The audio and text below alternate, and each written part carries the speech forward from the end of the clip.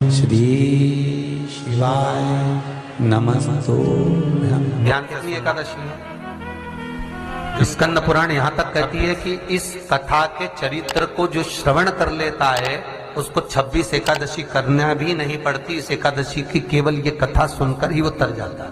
बहुत ध्यान से सुनना इसको, कथा तो बड़े भाव से सुन लो इसको, है? बड़े प्रेम से।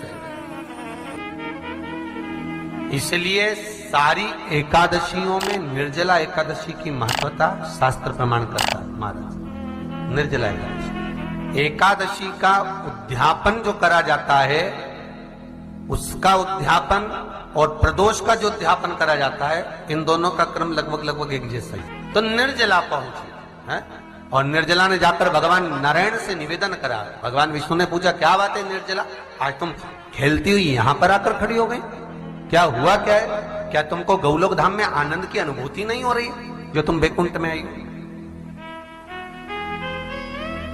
निर्जला घूमती घूमती भगवान के सम्मुख में पहुंच गई। भगवान ने पूछ रहे हैं, बार बार पूछा, निर्जला हुआ क्या तुमको?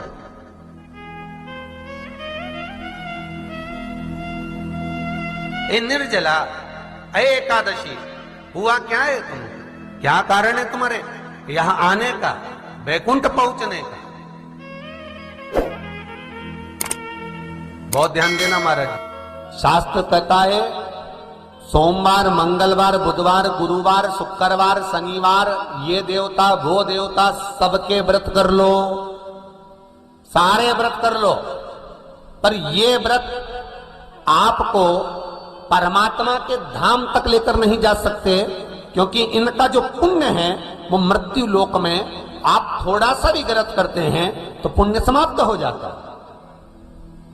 पर हिंदू धर्म के 3 व्रत ऐसे बता दिए जिन व्रतों का पुण्य समाप्त नहीं हुआ।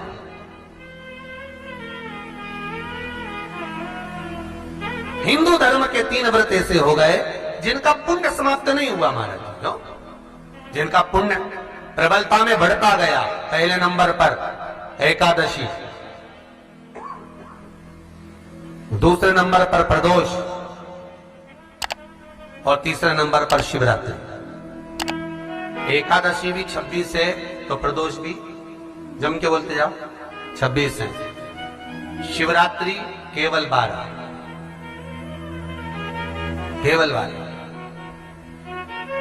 और अगर अधिक मास की पड़ जावे तो ये 13, पर अधिक की आय सो 13 है। तो यहां शास्त्र कह रहा है कि 3 व्रत हमारे यहाँ जिनका पुण्य समाप्त नहीं हुआ, जिनका पुण्य प्रबल हुआ, बड़ा। इसलिए आज भी माता एकादशी का व्रत करती है, और एकादशी का व्रत कर कर अगर कोई जीवात्मा को देते हैं, कोई मर भी गया तो उसको एकादशी का दान देते हैं। एकादशी का उसको दान दिया है। महाराज निर्जला खड़ी है, पूछा क्यों आई हो, क्या कारण? निर्जला आई, तब लक्ष्मी मैया उठकर निर्जला के करीब में गई। निर्जला बहुत सरल थी निर्जला। कहते हैं कामा एकादशी सबसे लंबी है। कौन सी एकादशी? कामा। फिर मोक्षदा उससे नीची है महाराज। और निर्जला जो है बिल्कुल छोटा स्वरूप है। निर्जला का मतलब देखा जाए तो केवल 2 चोटी करी हुई है। मस्तक पर भोर लगा हुआ है निर्जला के, माथे पर बिंदी लगी हुई है निर्जला के, सुंदर गले में तुलसी की मालाएं पहनी है निर्जला, हाथ में जो हाथ फूल जैसी माताएं पहले पहनती थी, आपको ध्यान में होगा, ऐसा बड़ा फूल होता था, अंगूठियां पड़ी होती थी, हाथ में ऐसा लगा रहता है। तो निर्जला हाथ फूल भी तुलसी के धारण करी। बड़ा सुंदर स्वरूप है माता निर्जला का महाराज। छोटी है तो माता लक्ष्मी उनके पास में गई और निर्जला से जाकर पूछा, निर्जला तेरे आने का कारण क्या है, तू बता। नारायण आपसे पूछ रहे हैं कि क्यों आई हो, किस लिए आई हो, क्या है तुम्हारे आने का कारण? निर्जला ने कहा, मेरी विनती केवल इतनी सी है मां, कि मैं ये चाहती हूं कि मैं जीव के प्राण छूटने के बाद उसके प्राणों को जिस समय मैं लेकर जीवात्मा के प्राणों को परमात्मा तक भेजूं, बैकुंठ तक भेजूं, गौलोक धाम तक भेजूं, उस बीच में मुझे ले जाते समय कई नरक भी बीच में पड़ेंगे, कई स्थान ऐसे बैतरणी आदि के स्थान बीच में आएंगे तो वो स्थान में मुझे रोका ना जाए, मैं सीधे भगवान के धाम पहुंच जाऊं। ऐसी कृपा, ऐसी दया। जितनी भी माताएं एकादशी का व्रत करती, बहुत ध्यान से सुनना आज की कथा को। शायद जिंदगी में मिली ना मिली, पर यह कथा का रिश्ता तो बहुत ध्यान से सुनना। स्कंद पुराण यहां तक कहती है कि इस कथा के चरित्र को जो श्रवण कर लेता है उसको 26 एकादशी करना भी नहीं पड़ती। इस एकादशी की केवल ये कथा सुनकर ही वो तर जाता है। बहुत ध्यान से सुनना इसको, कथा को। सबसे पहला नियम एकादशी व्रत का, सबसे पहला नियम है कि आप जिस दिन व्रत करो उसके एक दिन पहले भक्ति का संचार इस हृदय में करो। भक्ति का संचार इस हृदय में कर लीजिए। जिस दिन आप व्रत करो, जैसे एकादशी का व्रत कर रहे हो तो दशमी के दिन शाम का समय जब आवे, रात्रि जब होने लगे, शाम का समय आवे और रात्रि का आप जब भोजन ग्रहण करो तो उस भोजन में कोई ऐसा पदार्थ ग्रहण मत करिए जिस पदार्थ के कारण आपकी एकादशी बिगड़ जाए। कोई बेकार भोजन में ग्रहण नहीं करना, श्रेष्ठ भोजन ग्रहण करिए दशमी। और एकादशी का दूसरा नियम बहुत ध्यान से सुनिएगा। जिस दिन आपकी एकादशी का व्रत हो उस दिन प्रयास करिएगा कि अपने हाथ से किसी भी वृक्ष की कोई पत्ती टूटे ना। अपने हाथ से किसी भी वृक्ष की, पौधे की, किसी भी वृक्ष की पत्ती अपने हाथ से ना टूटे। बहुत ध्यान दीजिएगा महाराज। एकादशी का ये दूसरा नियम है कि अपने हाथ से किसी पौधे की, किसी वृक्ष की, किसी डाली की कोई पत्ती टूटे ना, कोई पत्ती ना टूटे, इसका प्रयास करिए।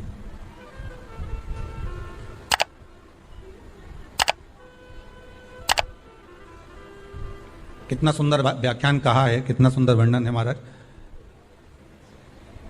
कि मात्र एकादशी का व्रत कर लेने पर, मात्र एकादशी का व्रत कर लेने पर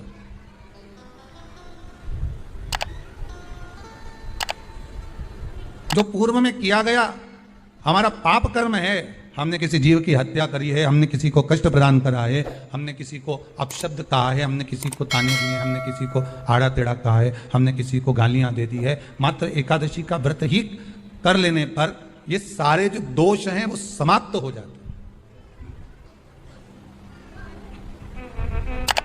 सारे दोष हमारे समाप्ति पर आ जाते हैं।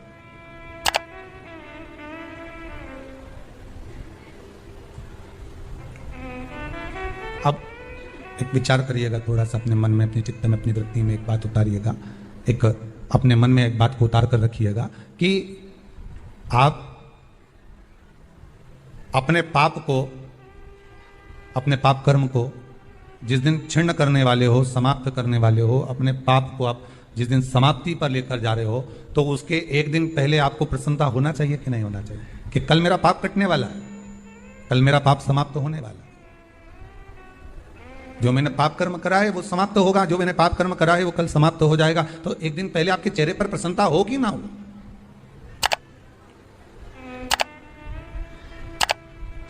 और चेहरे पर वो प्रसन्नता आपके आना चाहिए कि कल मेरा एकादशी का व्रत है, आज दशमी है, कल एकादशी का व्रत है, तो कल मेरी जब एकादशी का व्रत रहेगा तो मेरा ना जाने कितना कितना पाप, कितना असत्य, कितना कितना झूठ, कितना कितना प्रपंच वो समाप्त हो जाएगा। इसमें मुझे प्रसन्नता हो, इसमें मुझे आनंद था।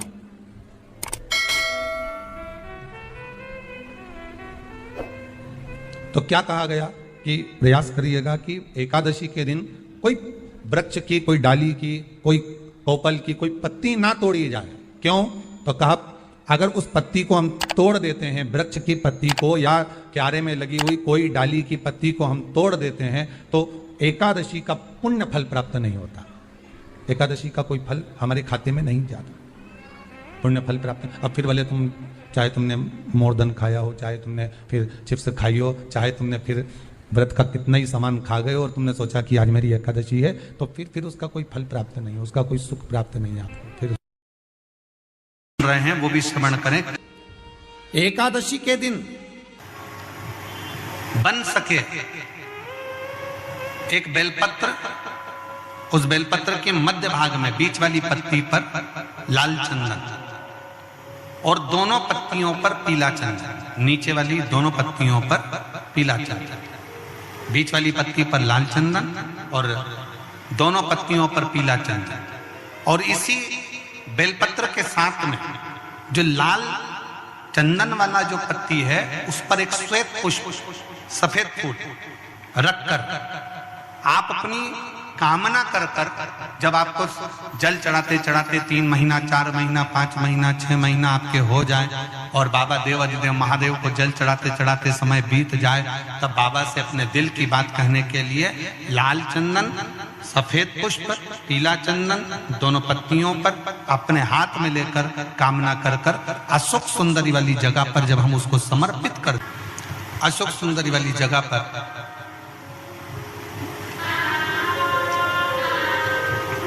ये शिवलिंग जलाधारी और उसके सामने का जो भाग है उसके मध्य भाग में अशोक सुंदरी का स्थान है।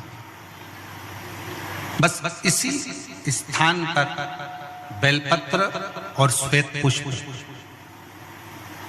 बीच वाली पत्ती पर लाल चंदन, आसपास की पत्तियों पर पीला चंदन और वो शिवलिंग के सम्मुख में जो अशोक सुंदरी का स्थान है वहां समर्पित कर, उस स्थान ये रोज नहीं करना, फिर ध्यान देना, कभी कभी 4-6 महीने निकल जाएं, 8 महीने निकल जाएं, 3 महीने निकल जाएं, 5 महीने निकल जाएं, उस स्थान, और ये हमने एक बार नहीं बताया, इसको पहले भी वर्णन कर सकते।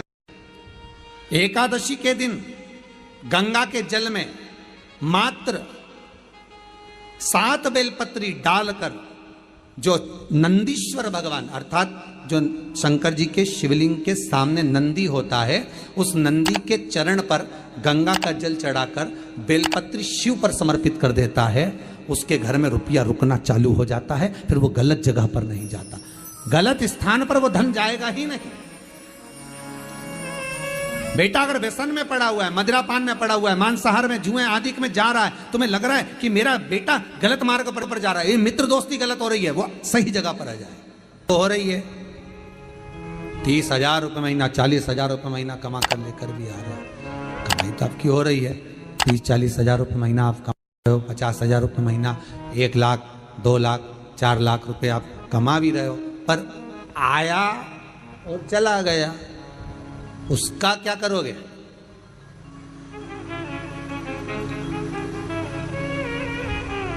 उसका करना क्या है?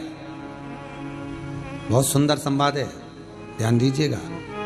जिसके घर में कमाने वाले 2-4 हैं, पैसा तो आ रहा है पर घर में टिक नहीं रहा, डॉक्टर में, पुलिस में, एक्सीडेंट आदि में, कहीं गलत जगह पर व्यसन में अगर पैसा जा रहा है, जुए में, मांसाहार, मदिरा पान, या कहीं आया पैसा, पैसा आने में कमी नहीं, आ रहा है पर टिक नहीं रहा, रुक नहीं रहा, कोई मांगने आ गया, दे दिया, फिर वहां से अपने पास नहीं आ रहा, अपन कह रहे हैं भैया हमारा पैसा लौटा दो, नहीं आ रहा।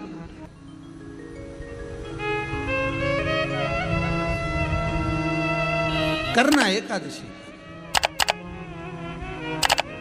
कई लोग इसको धन के लिए भी करते हैं, संपदा के लिए, संपदा के लिए अर्थात जिसका व्यापार नहीं चलता, जिसके घर में पैसा नहीं आता, या नौकरी नहीं लग रही, या सर्विस नहीं लग रही, आप अप्लाई कर रहे हो, जगह जगह जाकर इंटरव्यू भी दे रहे हो और पैसा नहीं आ, तो उसके लिए भी प्रयास किया जाता है। पर उसके लिए यहाँ पर जो धन के लिए करते हैं, उसके लिए विष्णुपदी के लिए करते हैं। मतलब जैसे गंगा के जल में तुलसी के 11 पत्ते डाले जाते हैं।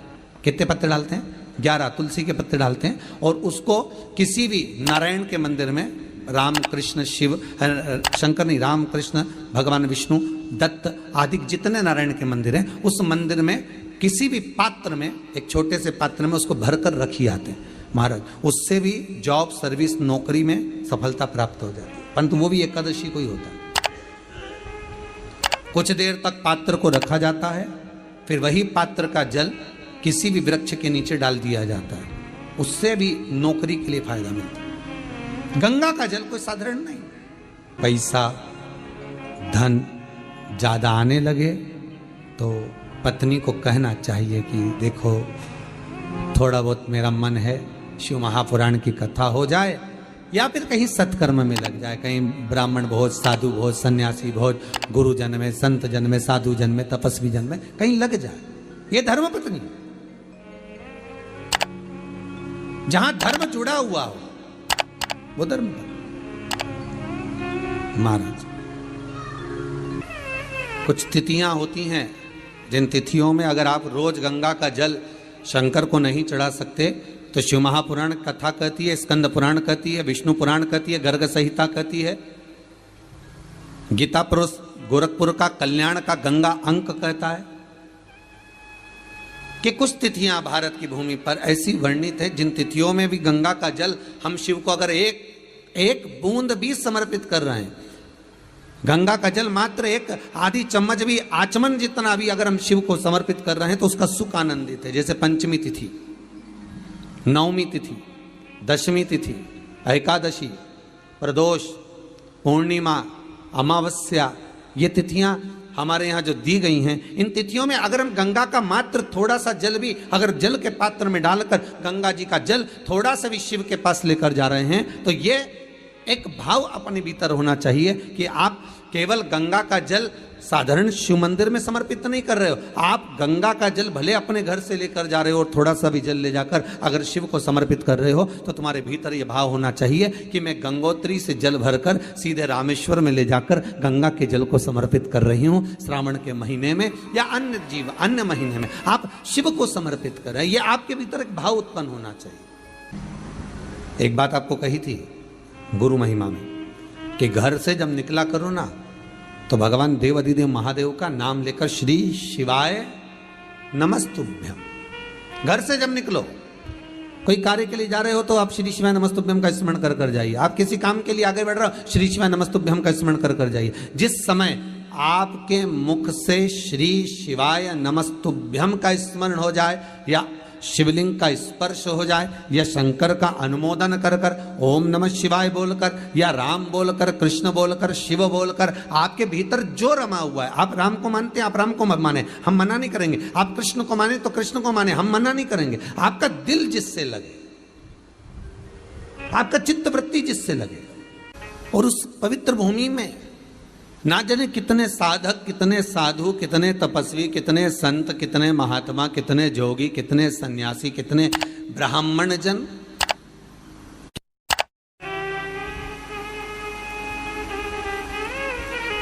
पवित्र भूमि,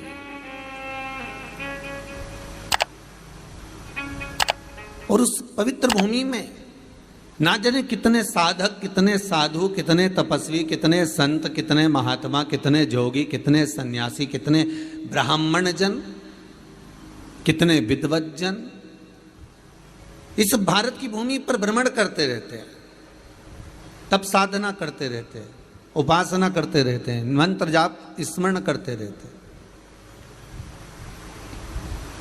और जब उनका मंत्र जाप का फल इस भूमि पर प्राप्त होता है तो यहाँ की जो रज है, यहाँ की जो धूल है, यहाँ की जो माटी है, वो सुख का अनुभव करा देती है, एक आनंद का अनुभव करा देती है। श्री भागीरथ बाबा गंगा जी को लेकर आए।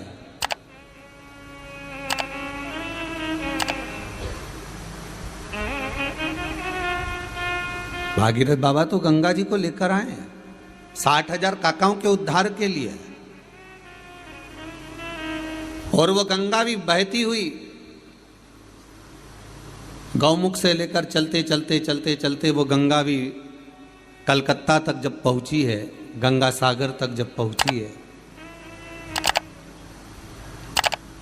तो उसके घाट पर, उसके तट पर, गंगा महारानी के किनारे पर जितने जितने भक्त, जितने साधु, जितने सन्यासी, जितने साधक, जितने उपासक, जितने जीव रह रहे हैं, ये गंगा उनका कल्याण कर रही है। और जो उसकी शरणागति में जा रहा है, गंगा उसका उद्धार कर रही है। गंगा किसको संवारती है?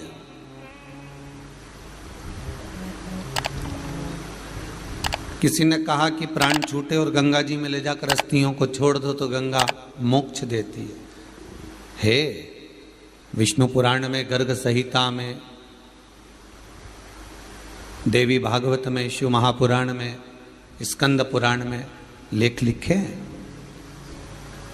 कि गंगा जी ने शंकर जी से वर मांगा था कि मेरे जल में जब तक जीव की अस्थियां पड़ी रहेंगी तब तक वो जीवात्मा वैकुंठ का भोग भोगेगी।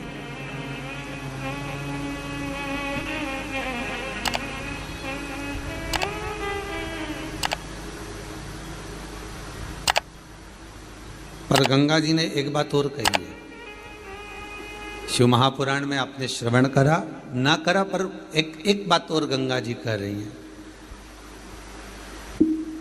कि मैं तार दूंगी, मैं पापी से पापी जीव का उद्धार कर दूंगी, मना नहीं है। वैसे भी तो भारत की भूमि तो पावन पावन नदियां सारी की सारी जितनी वे हैं ये भारत की भूमि पर है, ये भारत माता पर विराजमान,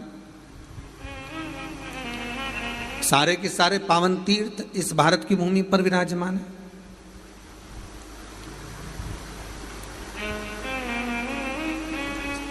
पुण्यमय नदियां, पुण्यमय तीर्थ, पुण्यमय तालाब, सरोवर जितने भी हैं ये सब इस भारत की भूमि पर हैं।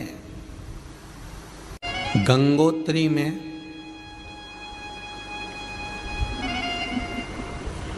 आप लोग गए होंगे, कई लोग गंगोत्री, बद्रीनाथ के जो 4 धाम हैं, यमुनोत्री, गंगोत्री, केदार और बद्रीनाथ। विष्णु पुराण में कहा 3 तरह से मरे हुए व्यक्ति की गति नहीं है, उसको मोक्ष नहीं है। पहला पानी में डूब कर मरा हुआ, दूसरा सर्प के डसे से मरा हुआ, तीसरा स्त्री के हाथ से, नारी के हाथ से मरा हुआ व्यक्ति, इसकी गति नहीं है, मोक्ष नहीं है इसकी। इनकी गति केवल एक है, वो है शिव महापुराण की कथा। अगर कोई पानी में